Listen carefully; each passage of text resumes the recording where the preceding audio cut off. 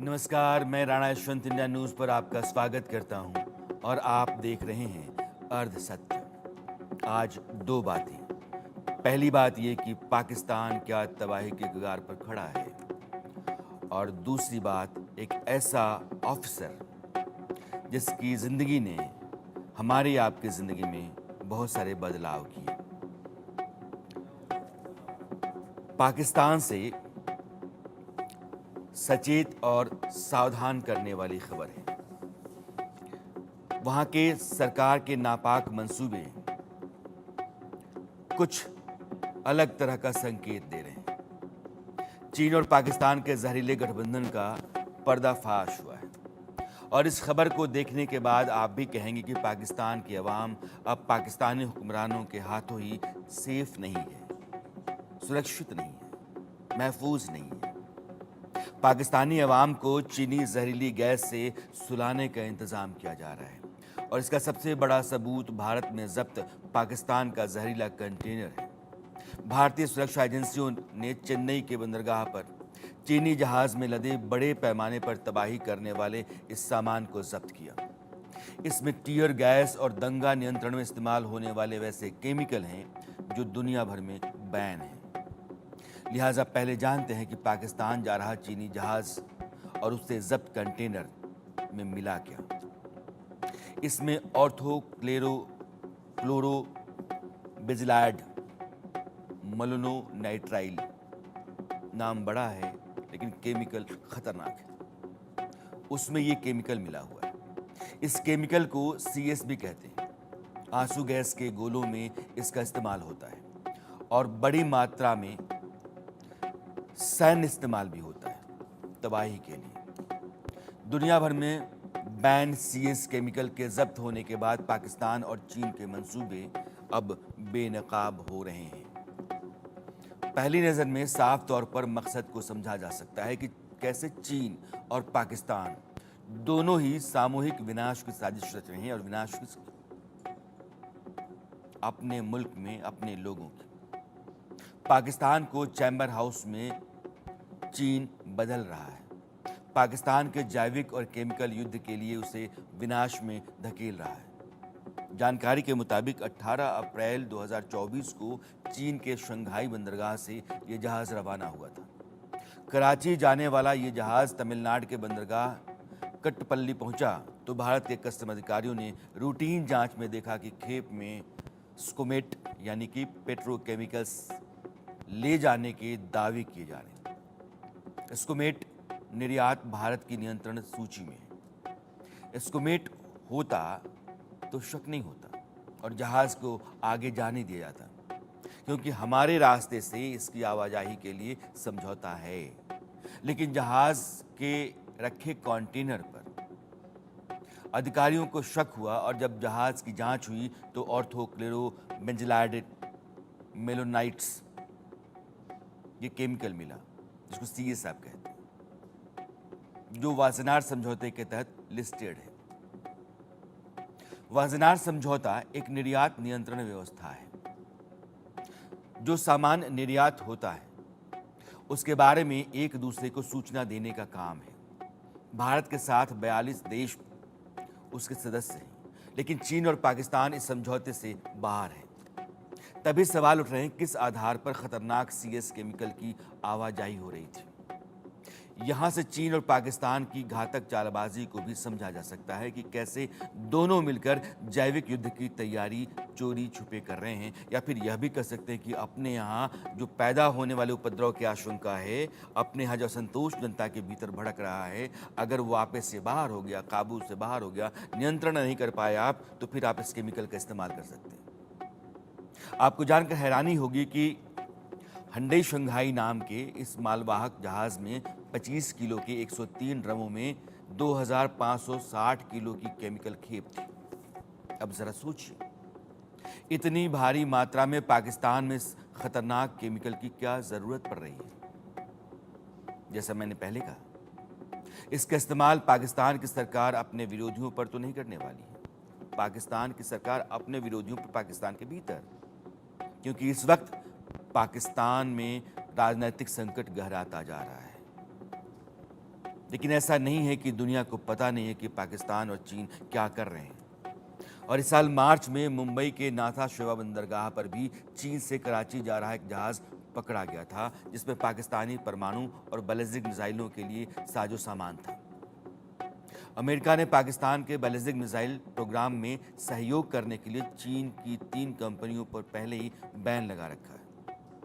Ban CS chemical की खेप के बरामद होने के बाद आशंका गहराती जा रही है कि पाकिस्तान में सब कुछ ठीक नहीं है, ऑल इज नॉट वेल, और कुछ है जो खतरनाक वहां चल रहा है। इसलिए इस पर चर्चा करने के लिए आज मेरे साथ 3 खास मेहमान हैं। Major general G D Bakhshi साहब हैं, आरिफ रजाकिया साहब, आप मानवाधिकार कार्यकर्ता हैं, पाकिस्तान से जुड़े हैं, और आरजू काज़मी पाकिस्तान की जानी मानी पत्रकार हैं। आरजू, पाकिस्तान के भीतर पहले तो आप तीनों मेहमानों का खैर मकदम स्वागत। पाकिस्तान चीन का एक कंटेनर जहाज जा रहा था, कंटेनर है, सीएस केमिकल है। ये केमिकल ख़तरनाक है और अमूमन इमरान खान के लोगों ने जब पाकिस्तान में सड़कों पर उतर करके विद्रोह किया था, कानून को अपने हाथ में लिया था, उस समय भी इस केमिकल का इस्तेमाल किया गया था। आखिर ऐसा क्यों है कि इस तरह खतरनाक केमिकल पाकिस्तान ले जा रहे हैं? पहले तो इस तरह की कोई न्यूज़ फ़िलहाल हमारे यहाँ पाकिस्तान में नहीं चल रही है। ये जो न्यूज़ आप बता रहे हैं ये इंडियन न्यूज़पेपर की है, कहाँ तक सही है और कहाँ तक नहीं मैं कुछ कह नहीं सकती। लेकिन चाइना के साथ इस किस्म की डील्स या चीज़ें जो हैं वो पाकिस्तान में आती रहती हैं, और ज़रूरी नहीं कि ये जो केमिकल की आप बात करें, क्योंकि मैं कोई साइंस की एक्सपर्ट नहीं हूँ, कि ये किसी को नुकसान पहुँचाने के लिए ही हो। वैसे तो हर केमिकल ही थोड़ा बहुत डेंजरस होता ही है, लेकिन गवर्नमेंट ऐसा क्यों करेगी? मैंने तो इस तरह की कोई खबर जो है वो पाकिस्तान में नहीं देखी है। लेकिन अगर ऐसी कोई वाकई में ऐसा कुछ होने जा रहा है या इस तरह का कोई केमिकल लाया जा रहा है, तो डेफिनेटली जो है वो इंडियन सॉरी पाकिस्तान गवर्नमेंट को जो है इसके ऊपर ब्रीफिंग देनी चाहिए कि ये हम चाइना से क्यों मंगवा रहे हैं और हमें इसकी क्या ज़रूरत है। आरजू, ये केमिकल बैंड है, इसका हम्म। इस्तेमाल नहीं किया जाना चाहिए, और ये पाकिस्तान जा रहा था।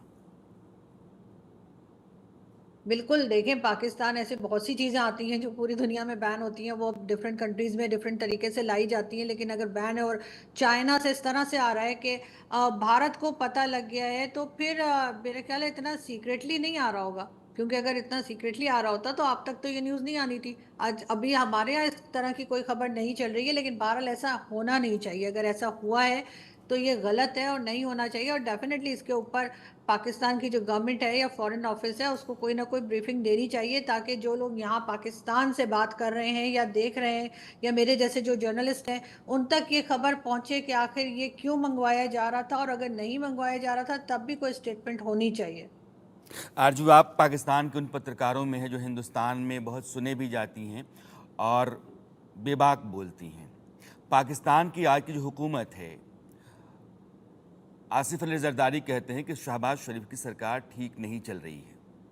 उनका यकीन उसी सरकार पर नहीं है जिस सरकार का समर्थन है उनकी पार्टी का। दूसरा कि पाकिस्तान की जो माली हालत है वो ठीक नहीं। तीसरा, बेरोज़गारी बड़े स्केल पर है, तो आवाम जो है उसके भड़कने का एक डर है, और वो डर पाकिस्तान में एहतियाती बंदोबस्त इस तरह के ख़तरनाक केमिकल के ज़रिए किए जाएं, ऐसा माना जा रहा है। देखिए पब्लिक को कंट्रोल करने के और भी कई तरीके हैं, और ये हुकूमत हो चाहे इस्टेब्लिशमेंट हो वो ये सब कुछ इस्तेमाल करती रही है। आसिफ अली जरदारी जो स्टेटमेंट दे रहे हैं वो डेफिनेटली उनको कहीं ना कहीं से जो है इस्टेब्लिशमेंट की तरफ से ये इशारा मिला होगा कि वो ये स्टेटमेंट दे सकते हैं। वरना पाकिस्तान में जब वो प्रेसिडेंट हैं, चाहे वो कोई सा भी प्राइम मिनिस्टर हो या गवर्नमेंट के जो लोग हैं, वो जो भी स्टेटमेंट देते हैं उनकी अपनी नहीं होती। यहाँ तक कि शहबाज शरीफ साहब को भी हम लोग तो नहीं मानते कि वो प्राइम मिनिस्टर हैं, क्योंकि वो जो बात भी करते हैं जो कुछ भी करते हैं वो डेफिनेटली इस्टेब्लिशमेंट और फौज से पूछकर ही करते हैं। असल में तो पाकिस्तान को फौज चला रही है, एजेंसीज चला रही हैं। पाकिस्तान में इन पॉलिटिशियंस की कोई वैल्यू नहीं है, इनकी बात की कोई वैल्यू नहीं है, चाहे वो प्रेसिडेंट ही क्यों ना हो। अगर प्रेसिडेंट ने ये बात की है तो आज भी हम लोग उनके इस स्टेटमेंट के ऊपर ही बात कर रहे थे कि गवर्नमेंट चलने वाली नहीं है और गवर्नमेंट नहीं चलेगी। तो सब लोग यही कह रहे थे कि ये स्टेटमेंट आसिफ अली जरदारी की नहीं है बल्कि उन लोगों की है जो पाकिस्तान चलाते हैं। जनरल बख्शी, आरजू जो कह रही हैं, पाकिस्तान में आज जो हालात हैं उसकी गवाही है। बलूचिस्तान में वैसे भी हालात बिगड़े हुए हैं, पीओके में बिगड़े हुए हैं, और देश की जो माली हालत है, लोगों के भीतर जो आक्रोश है, वो अपनी अलग जगह पर है। जो इंतज़ामिया पाकिस्तान की है, जिसको हम आर्मी कहते हैं, आरजू यही कह रही हैं कि अगर आसिफ अली जरदारी कुछ भी कह रहे हैं तो ऐसा नहीं कि उनका निजी बयान है, ये इंतज़ामिया का बयान है, बयान दिलवाया जा रहा है। पाकिस्तान की आज की स्थिति को और ये जो केमिकल हिंदुस्तान के कस्टम अधिकारियों ने जो पकड़ा है, उसको जोड़ करके आप देखें तो क्या स्थिति निकलती है? देखिए, पाकिस्तान की हिस्ट्री रही है, उनका पूरा न्यूक्लियर प्रोग्राम क्लैंडेस्टाइन था, उनका पूरा न्यूक्लियर प्रोग्राम चीन की देन है। ब्लूप्रिंट्स जो थे अपने यूरेनियम बॉम्ब्स के, वो चीन ने दिए। पहले 4 बॉम्ब्स का जो यूरेनियम था वो चीन से आया। पहला टेस्ट इस पाकिस्तान के न्यूक्लियर वेपन का शिंजियांग चीन के लोपनौर टेस्ट साइट में किया गया था। मतलब किसी और देश ने दूसरे देश का इतना जो है हेल्प नहीं की न्यूक्लियर कैपेबिलिटी पैदा करने में, जितनी की चीन ने पाकिस्तान की है। यहाँ तक कि उसके बाद उन्होंने चीन ने पाकिस्तान को M9 M11 मिसाइल्स भी दिए, और जब अमेरिका ने बैन लगाया उसके ऊपर, तो उन्होंने जो है चीन को पाकिस्तान को इन टच कर दिया विद नॉर्थ कोरिया, और वहाँ से ताइपोदोंग और नोदोंग मिसाइल खरीदे उन्होंने, और उसके बदले पाकिस्तान ने नॉर्थ कोरिया को ब्लूप्रिंट्स दिए थे जो चीन ने उनको पास ऑन किए थे न्यूक्लियर बॉम्ब के। तो इनका ब्लैक मार्केट में तो बड़ा खराब नाम है, माफ़ कीजिए। अब क्या ये केमिकल वेपन्स की तरफ जा रहे हैं? पाकिस्तान में गफलत है, बहुत ही हालात पतली है, उनकी इकोनॉमी फटीचर हाल में है, लोगों को बेचारों को 2 रोज़ की रोटी नहीं मिल रही, भूख से वो तरफ गए हैं, उनके बिजली के बिल आसमान पे पहुंच रहे हैं, और मतलब त्राहिमाम है यहाँ पे, त्राहिमाम है पाकिस्तान के अंदर। तो क्या ऐसी हालात में पाकिस्तान की फौज अब अपने लोगों पे केमिकल वेपन इस्तेमाल करना चाहती है?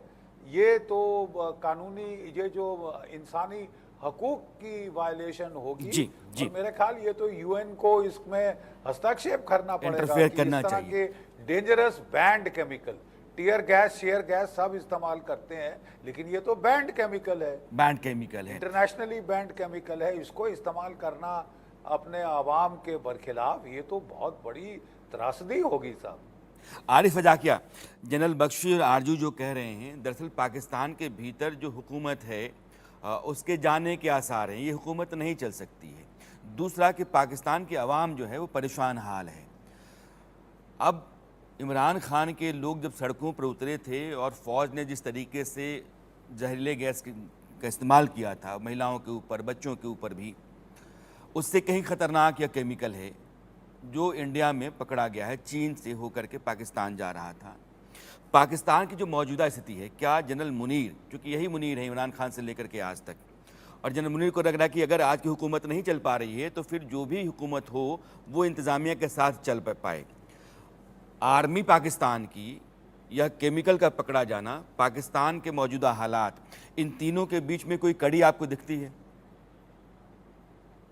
Thank you Rana ji. बात दरअसल ये है कि पाकिस्तान में कोई भी हुकूमत नहीं चली आज तक। ये तो आर्मी है, जब तक घसीट सकती है पॉलिटिकल पार्टीज को घसीट के हुकूमत चलवाई जाती है, वरना ये तो इलेजिटिमेट हुकूमत है। इस इलेक्शन में तो ये जीते ही नहीं थे। कराची के जो 18 MNA बैठे हैं वो 200 400 वोट लेके आए हैं। तो ये है कि जबरदस्ती की एक हुकूमत है, और जब तक चला सकते हैं इसी को चलाएंगे, इनके अलावा क्या चॉइस है इनके पास। बलोचिस्तान के हालात आपको पता है, इस वक्त राइट नाउ बलोचिस्तान के हाईवेज ब्लॉक किए हुए हैं, और मारंग बलोच ने पूरा एक आंदोलन दिया हुआ है क्योंकि मिसिंग पर्सन की तादाद बढ़ती जा रही है। गुलमर वजीर को जो मारा है इन्होंने कल, पश्तून को, तो पश्तून तो ऑलरेडी पॉलिटिकल पार्टी सारी एंटी पाकिस्तान हो गई हैं, PTM, PTI और ANP। तो KP के हालात अलग खराब हैं, POK गिलगित बल्तिस्तान के हालात अलग खराब हैं। तो पाकिस्तान में जैसे तैसे की हुकूमत चल रही है। एक मेरे पंजाबी दोस्त कल मुझे मिले यहाँ पे, तो मैंने उनसे पूछा, मैंने कहा यार पाकिस्तान की कोई तब्दीली की उम्मीद है, पंजाब से कुछ नजर आ रहा है? तो कहते हैं दरअसल पंजाब में सिर्फ औरतें ही मर्द हैं, मर्द तो कोई बच्चा नहीं है, क्योंकि पीटीआई के खिलाफ जब ऑपरेशन शुरू हुआ और पंजाबी खड़े हो जाते तो पाकिस्तान में आर्मी दब जाती। तो मसला ये है कि जबरदस्ती की सरकार चलाई जा रही है।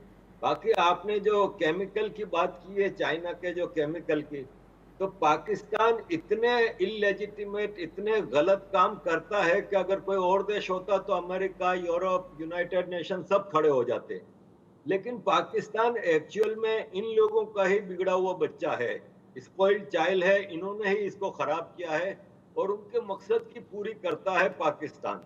पाकिस्तान की स्ट्रेटेजिक लोकेशन, वेस्ट को बहुत जरूरत है उस स्ट्रेटेजिक लोकेशन की, जो ईरान अफगानिस्तान से बॉर्डर मिलता है, जो चाइना रशिया के करीब है, सेंट्रल एशियन रिपब्लिक के करीब है, और इंडिया आफ्टर ऑल दोस्त है वेस्ट का। लेकिन आपको पता ही है कि पीछे इनको इतना ज्यादा इंडिया की मोहब्बत नहीं है कोई। तो पाकिस्तान जितने भी नाजायज काम कर ले, आप बताएं ना कि एक्स ट्विटर पाकिस्तान में कई महीनों से बैन है, कभी किसी का बयान सुना आपने? कोई इंटरनेशनल फेडरेशन ऑफ जर्नलिस्ट, कोई अमेरिका, कोई यूनाइटेड नेशंस अब टेप रिकॉर्ड कर रहे हैं, आईएसआई वाले रिकॉर्डिंग करेंगे कॉल्स की, freedom of speech, freedom of journalism सब खत्म है। तो पाकिस्तान एक फेल्ड स्टेट है, इसको जैसे तैसे चलाया जा रहा है। हम हैरान हैं कि काफी अरसे से पाकिस्तान के बारे में हमें 3-4 साल से लग रहा है कि पाकिस्तान कोलैप्स कर जाएगा, लेकिन नहीं कर रहा, कोई ना कोई इसको बचा रहा है अब तक है। आरजू, एक जो अभी आरिफ साहब मसला उठा रहे हैं, अफगानिस्तान से जो सरहद लगती है, नहीं अफगानिस्तान के साथ तनाव है, ईरान के साथ तनाव है, बलूचिस्तान में हालात वैसे ही हैं, आप खैबर पख्तूनख्वा के हालात भी ठीक नहीं हैं। यह जो हुकूमत है शहबाज शरीफ की, पाकिस्तान में अगर ऐसे ही हालात ख़राब होते रहते हैं तो ये हुकूमत पाकिस्तान की स्थिति को और बिगाड़ेगी, वहाँ के अवाम के हालात और बिगड़ेंगे। तो ये कब तक चल सकती है सरकार और क्यों चलेगी? देखिए, अभी तक जितनी भी सरकार आई है पाकिस्तान में, वो कोई वोटिंग के ज़रिए तो आई नहीं है, वोट लेके पब्लिक ने तो बिठाया नहीं है। चाहे वो जुल्फ़िकार अली भुट्टो से लेकर इमरान खान या शहबाज शरीफ तक, जो भी गवर्नमेंट आई है उसको एस्टेब्लिशमेंट ले आई है। जिस वक्त इमरान खान प्राइम मिनिस्टर बने थे तब भी सब हैरान रह गए थे कि इमरान खान के लोग कैसे आ गए हैं और इमरान खान प्राइम मिनिस्टर कैसे बन गए हैं। वही शहबाज शरीफ साहब के साथ भी हुआ है। ये लोग सिर्फ सामने होते हैं ताकि पब्लिक का जो गुस्सा है, पब्लिक का जो कहना चाहिए जो रिएक्शन है, वो सहने के लिए। वरना पाकिस्तान क्या करेगा क्या नहीं करेगा, फॉरेन पॉलिसी से लेकर और हर चीज़ जो है वो डेफिनेटली एस्टेब्लिशमेंट ही डिसाइड करती है कि क्या करना है। ये लोग तो सिर्फ एक तरह से सिर्फ सामने आपको दिखाई देते हैं पपेट्स जैसे, इनकी कोई वैल्यू नहीं है। और शहबाज शरीफ साहब तो बहुत ही ज़्यादा, जिसे कहना चाहिए कि एक तरह के फेल किस्म के प्राइम मिनिस्टर के तौर पर आए हैं। इनसे तो कोई भी काम की उम्मीद नहीं है लोगों को। तो लोगों का हाल यही रहने वाला है। बलूचिस्तान में भी परेशानी है, केपीके में भी जो ये ऑपरेशन की बातें कर रहे हैं, तो लोग कह रहे हैं कि भाई आप पंजाब से शुरू करें। हर बार आप स्वात और केपीके से क्यों स्टार्ट लेते हैं? क्या टेररिस्ट आपके पंजाब में नहीं है? लेकिन जाहिर है पंजाब से ऑपरेशन स्टार्ट करने की हिम्मत नहीं है, क्योंकि ज़्यादातर आपको मालूम है कि पंजाबी जो है उन्हीं को सपोर्ट किया जाता है। अदरवाइज केपीके के लोग जो हैं, जो पठान हैं या जो बलूचिस्तान के लोग हैं, वो सब कह रहे हैं कि इस बार ऑपरेशन स्वात के बजाय पंजाब से शुरू किया जाए। लेकिन वो उसमें भी अभी तक यही बात हो रही है कि किस तरह से लोगों को राजी किया जाए और ऑपरेशन को स्वात से ही स्टार्ट लिया जाए।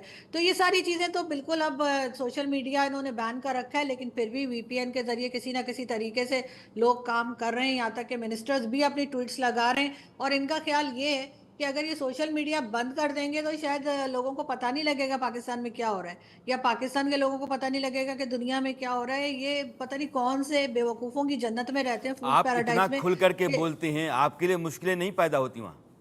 मुझे लेटर आ चुका है सर, मुझे एफआईए का लेटर रिसीव हो गया है और मुझे कहा गया है कि जी मैं जो है वो एंटी नेशनल और एंटी मिलिट्री बात करती हूँ, लेकिन मैं सच बात कर रही हूँ। और अगर मैं झूठ बोल रही हूँ तो मुझे साबित कर दें कि मैंने झूठ बोला है। जो बातें होती हैं हमारे यहाँ, सोशल मीडिया बैन है, सभी को मालूम है हमारे यहाँ किस तरह से गवर्नमेंट और मुल्क चलाया जाता है, सभी को पता है। और इसी वजह से हमारी ये हालत है। जिस दिन हम मान जाएंगे कि हमने गलती की है, उस दिन हम अपने आप को ठीक भी कर लेंगे। जनरल बख्शी, ये हालात आपने भी सुने, देखे, समझे।